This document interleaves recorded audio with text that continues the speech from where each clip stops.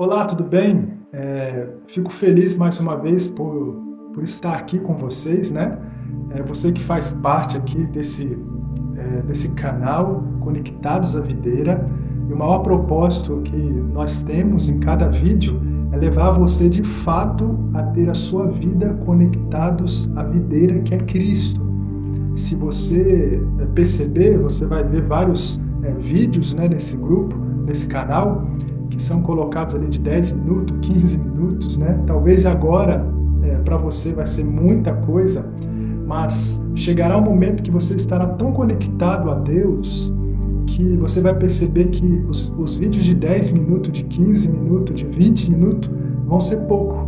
E quando você chegar nesse ponto, a gente, através desse canal aqui, conseguiu alcançar o nosso propósito, que é levar você a sentir a necessidade diariamente de Cristo em sua vida, que é o que o mundo precisa. O mundo necessita de Cristo. E esse canal tem esse propósito, levar você a cada dia a sentir a necessidade do Senhor. E se assim a gente conseguir, louvado seja Deus, que nós conseguimos alcançar o propósito desse grupo. Por isso, compartilhe se você desejar, se inscreva, né? E vamos juntos crescer cada dia na graça do Senhor. Talvez você já percebeu, ou se talvez não percebeu, mas desde o dia 1º de janeiro eu tenho feito alguns vídeos relacionados a cada capítulo do livro de Gênesis. Começamos lá no capítulo 1 e agora chegamos no capítulo 5 de Gênesis. Se você deseja assistir, você pode procurar aqui, né, na playlist que você vai encontrar os vídeos, tá bom? Mas que você faça a sua reflexão, faça o seu momento com Deus, sabe?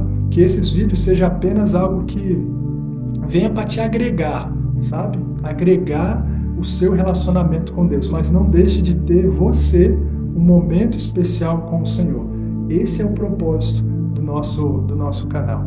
E agora aqui no capítulo 5, você percebeu, assim, só para recapitular um pouquinho, que no capítulo 4 a gente não falou muitas coisas porque a gente não consegue abranger tudo que um capítulo da Bíblia tem, então a gente coloca só alguns aspectos, né, e medita em alguns aspectos, né, de cada capítulo. E no capítulo 4 você viu falando sobre a primeira morte, né, de Caim ali matou Abel. Depois Deus foi ao encontro de Caim, procurando saber o que aconteceu. Caim, você viu que ele não se arrependeu, por ao contrário, ele se afastou mais de Deus, né? Foi viver numa terra distante, e ali você vai ver as descendências de Caim. Você vai perceber que as escolhas que Caim fez foi as escolhas também que viveu a sua geração, né? E principalmente ali quando você vai ler a história de Lameque, né, que está lá na descendência de Caim, que Caim, se não me engano, foi o avô de Lameque. E Lameque, ele, além de matar como seu avô matou, ele passou a ter um espírito de vingança, passou também a criar a poligamia relacionada ao casamento. O casamento que Deus gostaria era um casamento monogâmico, entre duas pessoas. Mas você vai perceber que Lameque vem e ele traz, ele perverte, né? Traz a perversão, o casamento que era algo divino, criado por Deus. Você vai ver que ele tem várias mulheres. E percebemos que através do erro de Caim, infelizmente a geração dele foi cometendo erros piores, né? Infelizmente. Agora a gente chega aqui no capítulo 5, que fala um pouquinho da descendência de Adão. Eu queria comentar algumas coisas aqui com você, tá bom? O primeiro texto que eu queria ler com você, que está aqui em Gênesis capítulo 5, versículo 3, diz assim, ó: Viveu Adão 130 anos e gerou um filho, à sua semelhança, conforme a sua imagem. Ele chamou Sete. Aqui tem algumas coisas bem interessantes que eu queria comentar com você. Primeiro, aqui diz que Adão coabitou com a sua esposa e ele teve um filho, e esse filho chamou Sete. Se você for para Gênesis capítulo 4, voltar um pouquinho, lá no versículo 25, vai dizer que Adão coabitou com a sua mulher, né? E ela teve um filho, e ela pôs o nome de Sete. E olha a continuação da leitura. Porque disse ela, Deus me concedeu outro descendente. Lembra que eu já comentei alguns vídeos atrás que a maior esperança de Adão e Eva estava na promessa de Gênesis 3,15, que Deus disse que através do descendente da mulher, né, ele iria enviar o Messias, alguém que iria resgatar, que iria acertar os erros e as falhas da desobediência de Adão e Eva. Então, a cada geração, a cada filho nascendo, eles estavam simplesmente aqui transfigurando, né? Estava aqui, transferindo a esperança do Messias. Quando Caim nasceu, eles tinham a esperança que seria Caim, e a gente percebeu que não foi. Agora nasce Sete, e agora eles transferem a esperança do Messias para esse filho. E o mais interessante que você vai perceber, que é exatamente os descendentes depois de Sete, que começa o povo a buscar a Deus. Antes, o povo perdeu essa necessidade de buscar o Senhor, os descendentes de Caim. Mas agora, através dos descendentes de Sete, novamente a esperança surge, tanto para Adão e Eva, quanto também para a sociedade, porque agora começa o povo buscar ao Senhor, através da descendência de Sete. E aqui diz que Adão gerou, ou coabitou com a sua esposa, gerou um filho à sua semelhança, conforme a sua imagem. Você lembra dessas palavras em algum momento? Se você for para Gênesis 1:26, Deus vai falar que façamos o homem conforme qual? A minha semelhança, conforme a minha imagem. Ou seja, Deus criou os seres humanos para ser a imagem e semelhança dele. Só que aqui no capítulo 5, no versículo 3, diz que os descendentes de Adão são conforme e a semelhança de Adão, não a semelhança de Deus. Por quê? Porque, infelizmente, o pecado, ele desconfigurou o projeto de Deus. O pecado simplesmente tornou o ser humano a ter uma natureza pecaminosa. Nós, infelizmente, por causa do pecado, perdemos a semelhança e a imagem do Senhor. É por isso que hoje nós temos duas naturezas. Temos a natureza pecaminosa, que é a que simplesmente está nesse conflito, porque nós temos a natureza espiritual implantada por Deus por meio do Espírito Santo. Por isso que a obra do Espírito Santo, ela é muito importante na minha vida e na sua vida também. Porque sem a obra do Espírito Santo, nós somos movidos pela natureza carnal. Caim foi movido pela natureza carnal e matou seu irmão. Lameque foi movido pela sua natureza carnal. Além de matar, totalmente lançou por terra o plano de Deus em relação ao casamento. E assim será comigo e com você também, se nós não permitir a atuação do Espírito Santo em nossa natureza. Porque ela está todo o tempo se gladiando, lutando. Há uma luta tremenda, porque agora nós temos uma natureza pecaminosa por causa do pecado. E essa natureza pecaminosa só terá o fim na volta de Jesus, quando Ele tirará de nós essa natureza, quando Ele vai tirar de nós da presença do pecado. Hoje, o Espírito Santo age na minha e na sua vida para que a gente não venha a ser dominado por essa natureza pecaminosa, pelo pecado.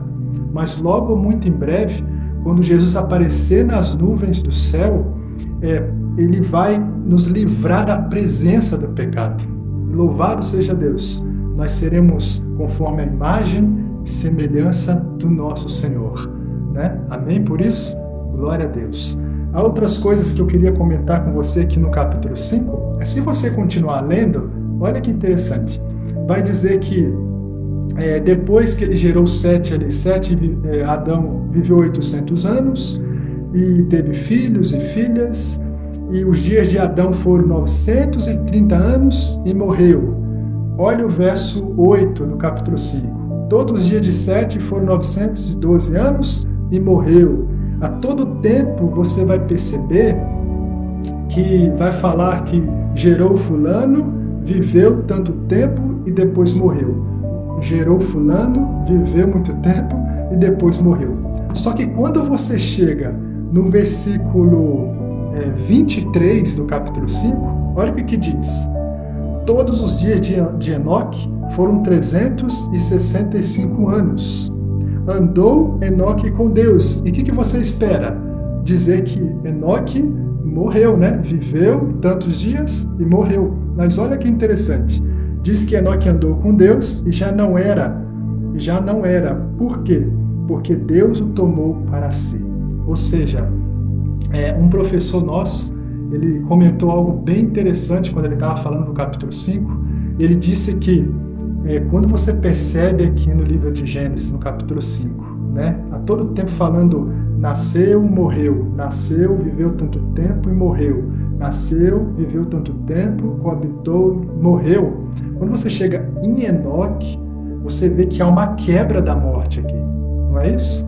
Se você ler o Gênesis 5, você vai ver que há uma quebra da morte aqui. Por quê? E aí ele relatou algo que foi impressionante. O professor disse que o relacionamento de Enoque era tão forte com Deus, tão poderoso com Deus, o relacionamento era tão íntimo, era mais forte do que a morte. Você percebe? O relacionamento de Enoque era mais forte do que a morte. Sabe quando no passado John Hus e várias pessoas na Idade Média, eles morreram porque eles tiveram esse relacionamento aqui com Deus. John Hus, por exemplo, foi um que morreu diante da fogueira e morreu cantando, louvando a Deus. Por quê? Porque o relacionamento dele com Deus era mais forte que a morte. Esse é o tipo de relacionamento que Deus deseja ter comigo, que Deus deseja ter com você. Um relacionamento muito mais forte do que a morte, a tal ponto de levar a mim e a você a se entregar à morte, ao invés de nós simplesmente abrir mão da nossa fidelidade ao Senhor. Por que Sadraque, Mesaque e Abednego, lá no capítulo 3 de Daniel, foram lançados à fornalha de fogo, aquecida 7 vezes mais? Porque o relacionamento que eles tinham com Deus era mais forte que a morte. Por que Daniel foi lançado nas covas dos leões? Porque o relacionamento dele com Deus era mais forte do que a morte. Esses homens preferiam morrer do que simplesmente abrir mão do seu relacionamento com Deus, do que abrir mão da sua fidelidade com Deus. Esse é o desejo, o propósito do Espírito Santo para a minha vida. Esse é o desejo e o propósito do Espírito Santo para a sua vida. Fazer com que o nosso relacionamento com Deus seja mais forte do que a morte. Que nada venha nos impedir de abrirmos mão da nossa fidelidade ao Senhor, né? Louvado seja Deus. E é isso o desejo que Deus tem para cada um de nós. Isso é a vontade de Deus para cada um de nós. Por isso, quando você lê Gênesis capítulo 5, quando fala a respeito da genealogia, busque a refletir de que forma você tem se relacionado com Deus. Qual tem sido a sua semelhança? Quando você olha no espelho, você tem parecido mais com Deus ou você não tem parecido com Deus? Você que é pai, você que é mãe, quando você olha para os seus filhos têm refletido a imagem de quem? Quando você olha para si mesmo, qual imagem você está refletindo? Esse é o convite que eu faço para você quando eu leio aqui Gênesis capítulo 5. E aqui eu queria terminar com o verso do capítulo 5, verso 29, que diz assim, pôs-lhe o nome de Noé, dizendo, este nos consolará dos nossos trabalhos e fadigas de nossas mãos, nesta terra que o Senhor amaldiçoou. Ou seja, Noé veio para consolar o mundo diante da depravação de pecado. Porque você vai perceber logo em breve, no capítulo 6, que Deus veio e destruiu o povo antediluviano. Por quê? Porque essa natureza pecaminosa dominou aquela geração. E Deus teve que intervir no meio daquele povo. Deus teve, então, que trazer uma intervenção, porque senão os seres humanos se autodestruíram. Por quê? Porque é isso que o pecado faz conosco. O pecado, ele não quer simplesmente nos afastar de Deus. O pecado, ele quer simplesmente nos destruir. Lembra quando Jesus disse lá em João capítulo 10 que o ladrão vem para matar, roubar e destruir? E é o que Satanás faz hoje.